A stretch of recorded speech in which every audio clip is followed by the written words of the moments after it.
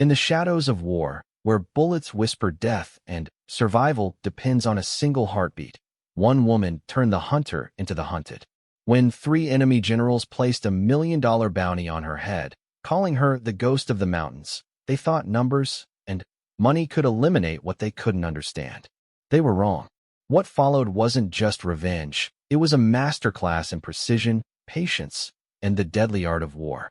This is the true story of Elena Vasquez, the sniper who proved that sometimes the prey becomes the predator, and the hunted becomes the hunter. In a world where men wrote the rules of warfare, she rewrote them with her rifle, one perfect shot at a time. Elena Vasquez never imagined that learning to shoot tin cans off fence posts would one day save her life, and so many others. Growing up in the remote mountains of Colombia, she was just another farm girl with calloused hands and sun-weathered skin, helping her father tend cattle on land that had belonged to their family for generations. The rifle in her small hands was simply a tool, like a hammer or a hoe, necessary for protecting livestock from predators and putting food on the table. Her father, Miguel, had been a soldier once, before the mountains claimed his heart, and he chose peace over conflict. He taught Elena to shoot not because he wanted her to kill, but because he wanted her to survive. In the mountains, survival meant understanding distance, wind, and patience. It meant knowing that one shot could mean the difference between feeding your family and watching them go hungry. It meant respecting the weight of a weapon and the finality of a trigger pull. By the time Elena turned 15, she could hit a playing card at 300 meters in a crosswind. Her father would watch her practice for hours. Elena was in the high pasture, checking on newborn calves, when she saw the smoke rising from where her house should be.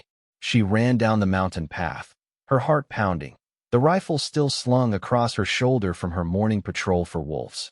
What she found changed everything. Her home was burning. Her father lay in the yard, his blood mixing with the dust he had worked his entire life. Her mother was nowhere to be found, though the broken door and scattered furniture told a story Elena didn't want to understand. Neighbors who had heard the helicopters spoke in whispers about government forces, about suspected rebel sympathizers, about mistakes, and collateral damage. Elena buried her father herself, using the same hands that had learned to be gentle with animals and steady with weapons.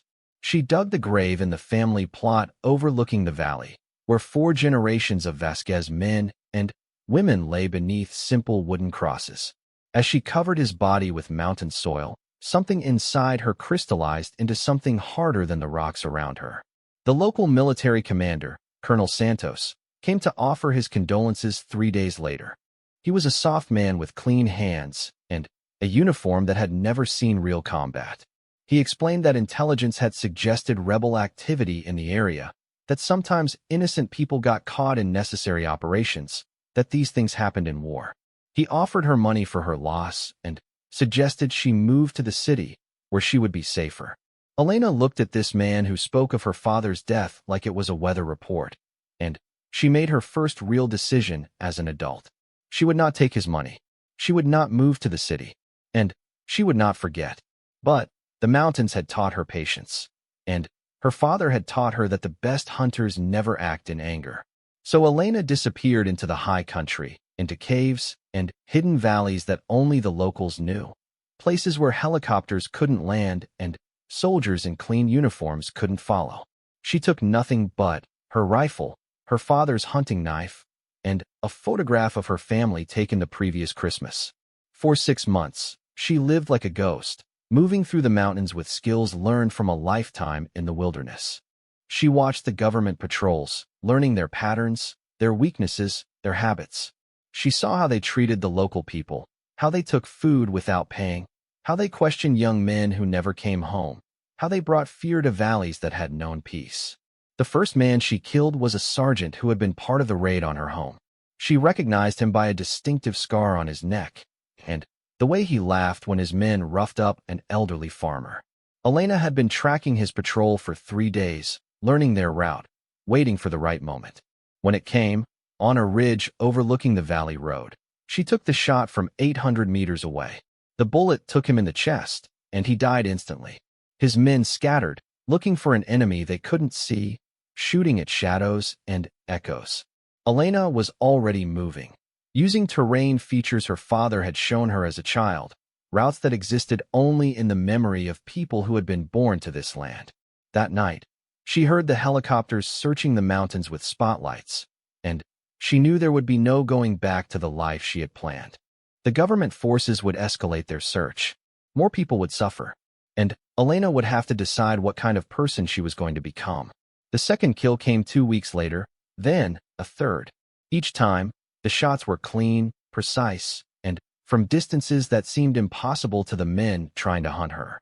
Local people began talking about a ghost in the mountains, a spirit of vengeance that could strike from anywhere and disappear like morning mist. The government forces brought in better equipment, more men, and specialists trained in mountain warfare. Elena adapted. She learned to move at night, to use abandoned mining tunnels, to live off the land in ways that would have impressed her ancestors. She studied her enemies like her father had taught her to study deer, learning their habits, their fears, their weaknesses.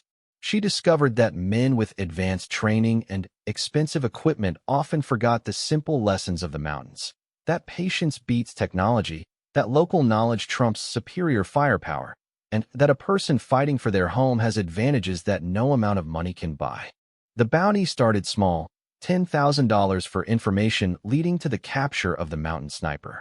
When that failed to produce results, it grew to $50,000, then $100,000.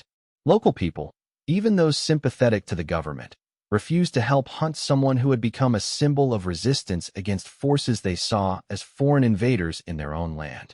Elena's reputation spread beyond the mountains.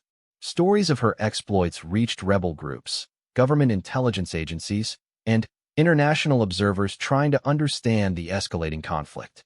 Some stories were true: the impossible shots, the ghostly disappearances, the growing list of casualties among elite military units. Other stories were exaggerated, turned into legends by people who needed heroes in a war that seemed to have no good choices. But Elena herself remained focused on the simple mathematics of survival. Each day alive was a victory. Each successful ambush made the next one more difficult. Each killed enemy saved lives among her people, but also increased the pressure on her to deliver results that were becoming increasingly impossible to achieve. The mountains that had been her sanctuary were slowly being cordoned off. Satellite surveillance, thermal imaging, and systematic sweeps were closing the net around her hiding places. Elena realized that her guerrilla campaign, successful as it had been, was reaching its limits. She needed to change tactics, to think bigger, to target people whose deaths would matter more than individual soldiers and officers. Late one night, while hiding in a cave system that had sheltered rebels for decades, Elena made her second life-changing decision. She would leave the mountains. She would take her war to the enemy's strongholds. And she would prove that even the most powerful men were vulnerable to someone with the right skills and the will to use them. Her targets would be the three generals who had ordered the escalation in her region: General Rodriguez, who commanded the mountain operations; General Herrera, who controlled intelligence and surveillance; and General Morales, who coordinated with international allies and resources. These three men had turned her personal tragedy into a broader war against her people. They had placed bounties on her head like she was some kind of animal. They had brought sophisticated killing machines to hunt a farm girl with a rifle. Elena packed her few possessions and began planning her descent from the mountains. Behind her, she left a dozen shallow graves and a legend that would outlive everyone involved. Ahead of her lay targets that would test every skill her father had taught her and every lesson the mountains had burned into her soul. As she made her way down the narrow paths toward the valleys below, Elena carried more than just weapons and supplies. She carried the memory of her father's last words, spoken the morning he died. Sometimes, Mija, the world forces us to become things we never wanted to be. When that happens, the only choice is to be the best version of that thing we can be. Elena was about to become the best version of something the world had never seen before. A hunter who understood that the most dangerous game wasn't animals or soldiers, but the men who sent others to die while keeping their own hands clean. The girl who had learned to shoot tin cans was gone.